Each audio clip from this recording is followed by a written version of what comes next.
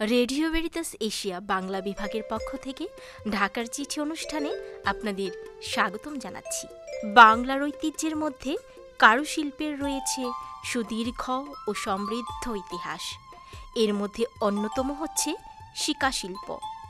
শিকা গ্রাম বাংলায় গ্রামীণ বধূদের নিপুণ হস্তশিল্পের একটি শ্রেষ্ঠ নিদর্শন ছিল।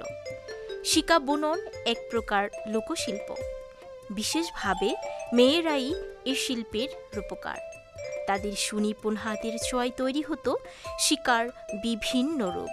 সাধারণত পাটের আঁশ দিয়ে এটি তৈরি করা হয় এবং এতে যখন বিভিন্ন রকম কারুকার্য করা হয় তখন একে বলা হয় নকশি শিকা। বাংলাদেশের পল্লী অঞ্চলে প্রায় অধিকাংশ বাড়িতেই শিকার ব্যবহার ছিল।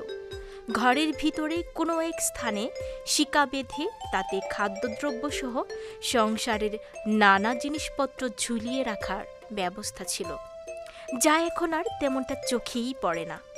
সত্যিই তো, আমাদের গ্রাম বাংলার অতীত ঐতিহ্যকে স্মরণ করিয়ে দেয় এই শিকা শিল্প। বহু উপকরণে, রূপে, বৈচিত্র্যে, কারুকার্যে এই শিকা শিল্পের মধ্যে বাঙালি ললনার শিল্পবোধ ও নান্দনিকতার বহিঃপ্রকাশ ঘটে।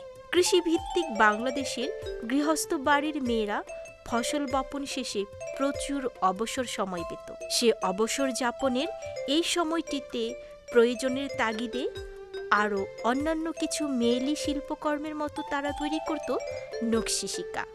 এছাড়াও উপার্জনের আশায়ও তারা তৈরি করত এই নকশি শিকা। এছাড়া এই সময়টি নারীদের জন্য যেন হয়ে উঠত বিনোদনের একটা অংশ। তবে শিকা বোনার সাথে সাথে এগুলো বাদ দিয়ে তাদের যাপিত জীবন যেন পানসে হয়ে উঠত। এই শিকা তৈরির সময়ই নারীরা তাদের কারুশৈলীর গুণাবলীর বহিঃপ্রকাশ ঘটাত। কারণ নানা কৌশলে, নানা প্রয়োজনে তৈরি করত বৈচিত্র্যময় নকশি শিকা, যা আমাদের বাংলার কারুশিল্পের ভাণ্ডারকে সুউজ্জ্বল করে এবং বিশ্ববাসীর কাছে এর গৌরবগাথা প্রকাশ করার বিশেষ ভূমিকা পালন করত। বর্তমানে কারুশিল্পের কদর গ্রাম ছাড়িয়ে শহরগঞ্জে কিছুটা বিস্তার লাভ করেছে, তবে বুননের ক্ষেত্রে নয়, বরং সৌন্দর্য বৃদ্ধির জন্য শহরের অনেক বাসা বাড়িতে এখন শিকা শৌখিন ও ফ্যাশন হিসেবেও ব্যবহার হয়ে আসছে।